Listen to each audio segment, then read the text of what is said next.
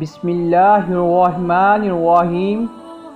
Advance information کے معزز دوستو، السلام علیکم۔ آج میں آپ کو غزوہ ہند کے بارے میں بتاؤں گا۔ جو احادیث غزوہ ہند کی طرف اشارہ کرتی ہیں ان میں سے سنن نسائی شریف اور بیشتر احادیث ہیں۔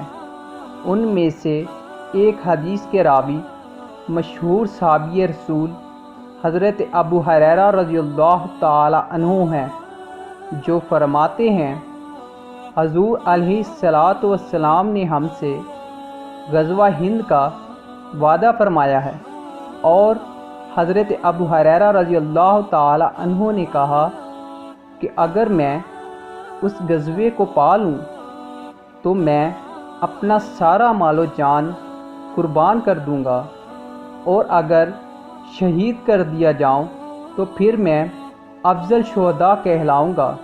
یہ حضرت ابو ہریرہ رضی اللہ تعالی عنہ کی آرزو ہے۔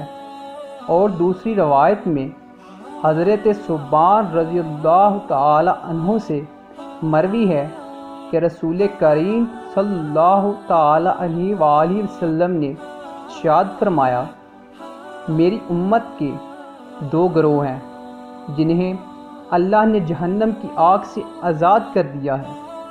ایک وہ گروہ جو غزوہ ہند میں شامل ہوگا، دوسرا وہ گروہ جو حضرت عیسیٰ علیہ السلام کے ساتھ دجال کے ساتھ مقابلے میں لڑے گا۔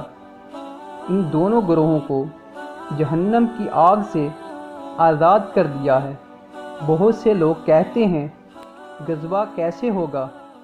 غزوہ تو وہ ہوتا ہے جس میں حضور صلی اللہ علیہ وآلہ وسلم شریک ہوں، جس میں حضور صلی اللہ علیہ وآلہ وسلم شریک نہیں ہوتے تھے انہیں غزوہ سریہ کہا جاتا تھا۔ غزوہ ہند اس معنی میں ہوگا جس میں حضور صلی اللہ علیہ وآلہ وسلم روحانی طور پر شرکت فرمائیں گے اور حضور علیہ الصلاۃ والسلام قیادت فرمائیں گے، اور آقا کریم صلی اللہ علیہ وآلہ وسلم کو اس وطن کے ساتھ اپنی محبتوں کو کئی مواقع پر ظاہر فرمایا ہے، جیسا کہ 1965 کی جنگ۔